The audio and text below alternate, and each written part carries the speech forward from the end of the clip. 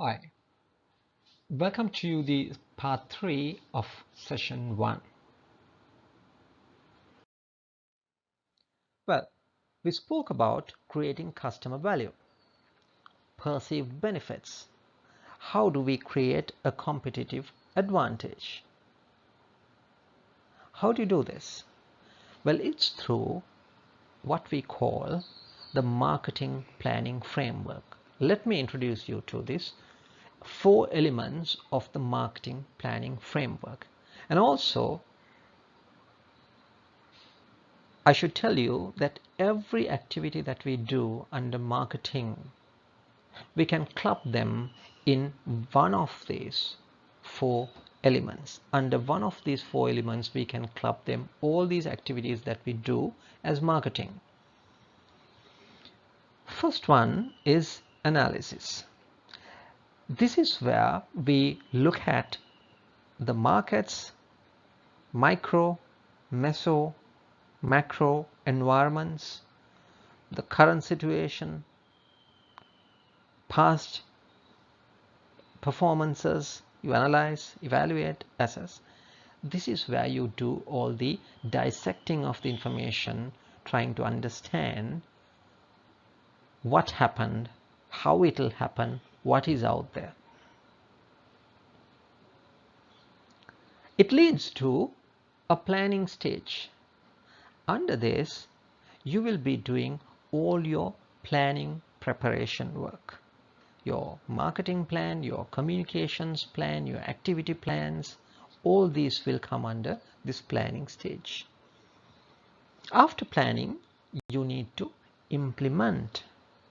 All your plans need to be implemented. So this is where your implementation will take place. That is followed by another stage called control, or in full wording we can say monitoring and control. What do you do there? You monitor your implementation. Did I do the right thing? Have I gone wrong? What are my objectives? Did I achieve them? What were my budgets? Did I achieve them? So that is in your monitoring and control stage. The information generated by this monitoring and control phase or the stage can lead to feeding information into the analysis stage. Now do you see, this will go in a cycle. Remember I told you that you will notice something of these 4 elements. It goes in a cycle. So this is what as marketers we always do: analysis, planning, implementation and control. This is also known as the APIC framework, APIC framework. These are some of the activities that you can club under that: marketing analysis, marketing audit, SWOT analysis. All these are in the analysis stage. Planning. What do you plan? Your purpose, your vision, your mission, your objectives, corporate objectives, business objectives, product objectives, division objectives. Of course, you have the STP, the segmentation, targeting, positioning plans, your marketing strategy, your marketing mix decisions. All these will come under the planning stage, where you write down under each of these your plans. Your implementation is your actual activity. Under control, you have budgets which you have set in the planning stage. This is going to be my budget. Have I achieved them in reality, in actual terms? What is my marketing calendar? I said I will take 5 marketing activities for the year. Did I do all those? Financial performance. We said we are going to achieve 22% margin. Have we achieved? Is it 18? Is it 24? Is it 22? Well, that is where you monitor your performance. In the planning stage, I mentioned this word marketing mix, planning or the strategy of the marketing mix. Now here are 7 tools that you can play around with. This is how you create your marketing action strategy, the action plan. In goods marketing, you have 4 key elements that you would be using: product, price, place and promotion. And when you talk about the service marketing, we have 3 more additional elements in people, processes and physical evidence. So all these 7 elements, you as the marketing manager, you will be able to control. You can play with them. Your product, you can enhance the product, you can have a different product lineup, you can increase the depth, you can increase the width, you can play around with the price, you can increase, decrease, you can have a different pricing strategy, you can use the place as a key strategy. How do you sell? Online or through showrooms, through some different distribution, house to house distribution. Then you have promotions. In marketing mix, when we mention the word promotions, you need to understand it's all about the communication plan. Then you have, when it comes to service marketing, people. Take a restaurant for an example. You have waiters, you have cashiers, you have security, you have cooks, chefs. So all these are people that you need to manage in order to offer this service to your diners, to your customers.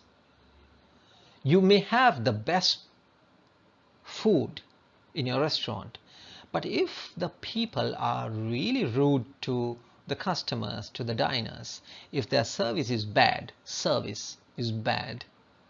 well, you're not going to go a long way. Your reputation can suffer. You will not have a good name in the market because you have not controlled your people. It's an element that you can control. Then you have processes. I will not go to this bank because it takes 1 hour for me to do my banking activities. It takes such a long time. Those people are not friendly. They have long processes, but I prefer bank B. Why? I can be out in 15 minutes. Their processes are very simple. I can deposit my cash, withdraw my cash. Then you have physical evidence. I'm sure you would have noticed if you had walked into different types of restaurants or banks, you will see a different ambience inside. You go in a blindfold and you take off this blindfold. I'm sure you will recognize a KFC and differentiate that from a Pizza Hut. Physical evidence.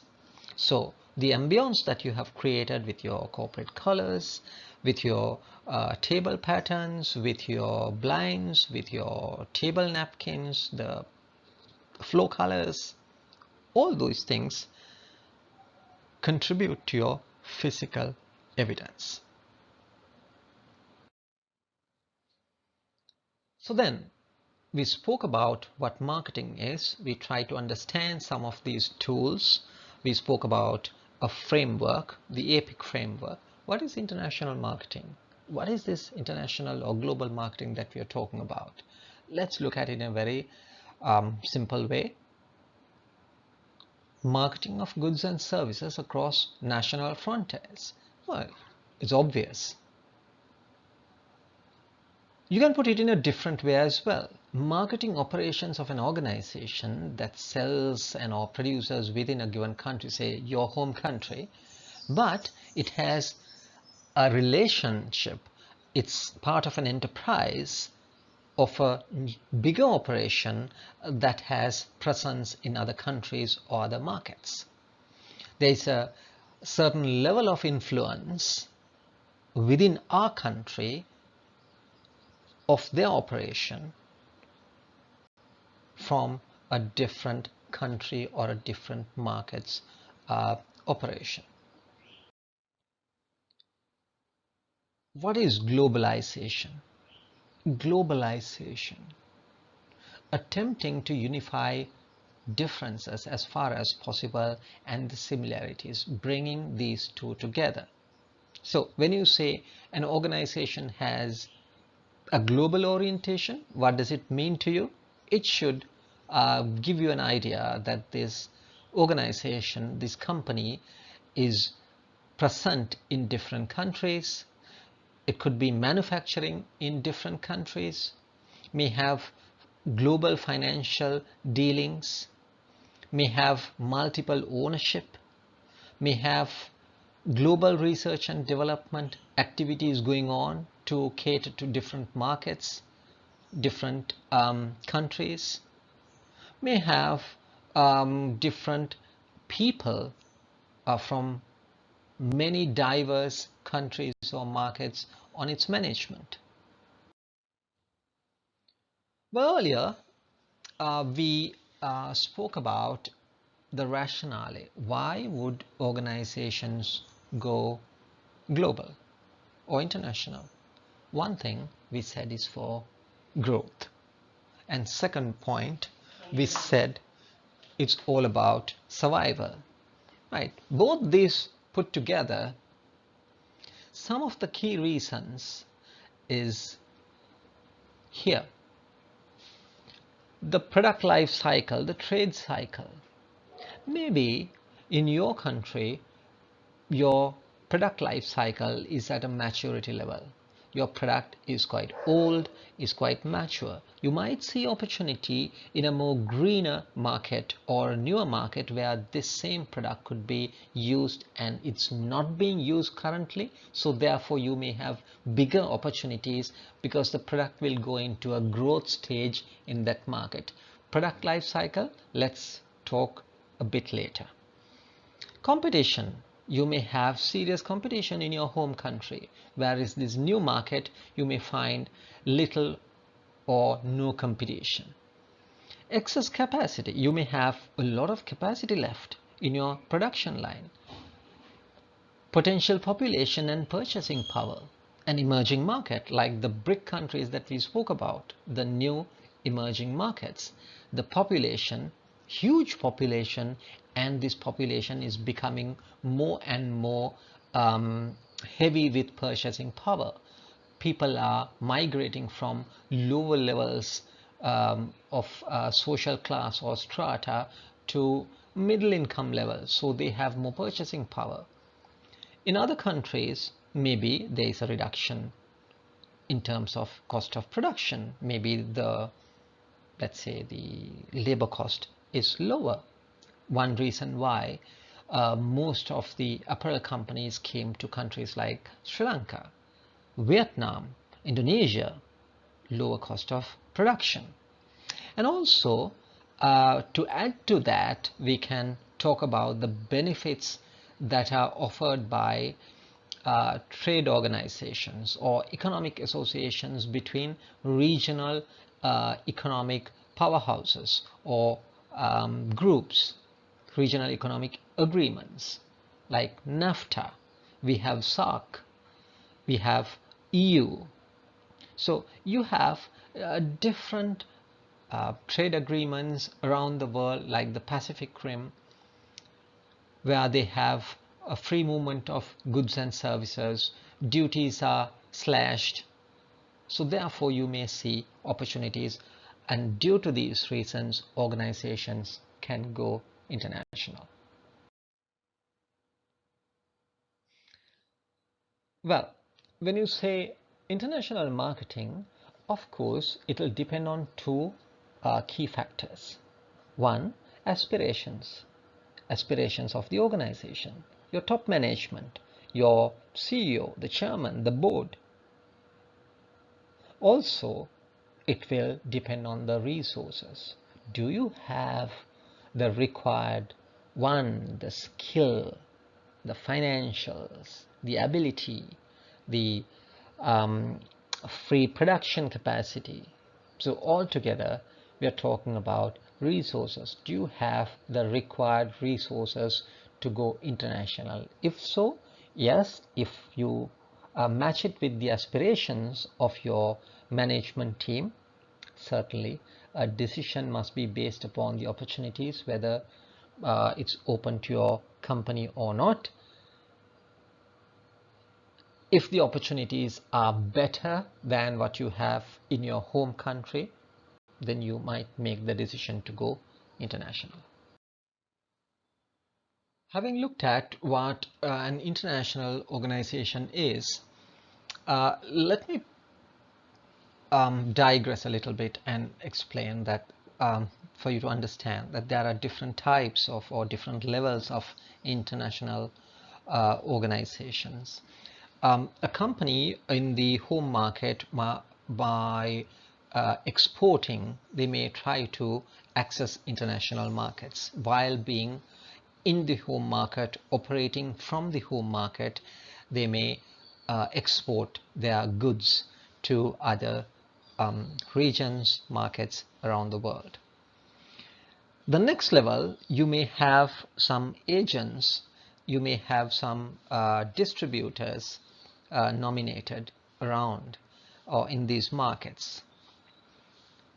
Next level could be that these organizations can set up their own small office, your agency, your operating office in these international markets.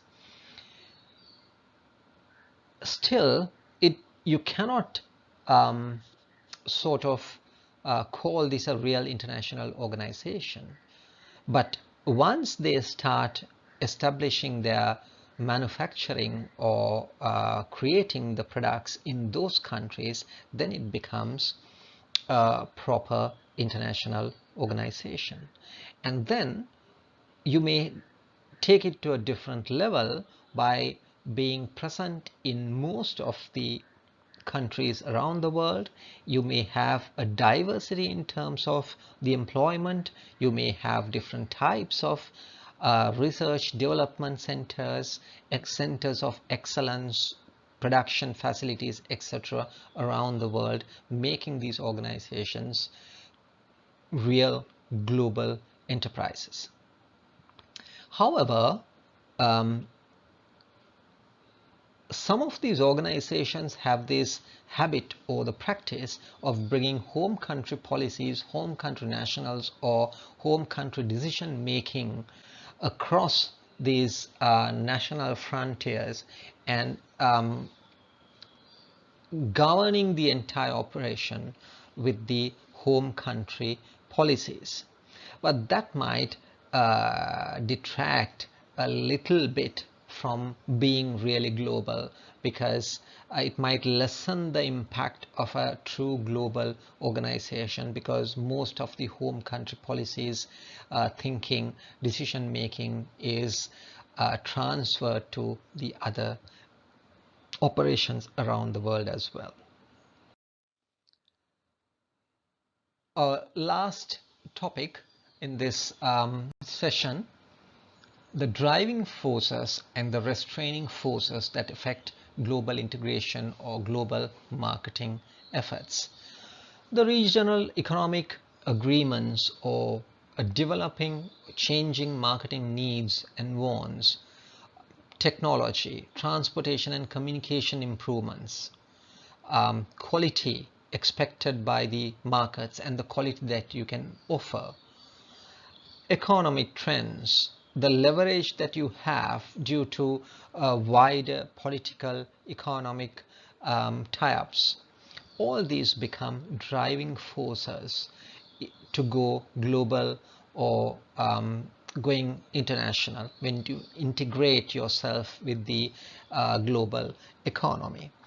At the same time, you will understand that some factors like the management, the culture of the organization, the domestic control, these could be restraining forces in terms of becoming a bigger or going to international markets. So today we looked at some of the key economic environmental developments, changes that have taken place in the world and how it has changed, how we can evaluate, categorize markets based on the gross national income, different types of economies, why you should understand that. And then we looked at a few marketing principles in summary. Right, thank you very much, and all the best.